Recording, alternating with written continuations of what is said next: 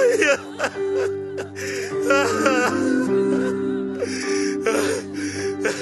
లక్ష్మి. అమ్మా అమ్మా నీ పసివాణ్ణమ్మా, నువ్వే లేక వసివాడానమ్మా. మాటే లేకుండా నువ్వే మాయం, కన్నీరవుతోంది ఎదలో గాయం.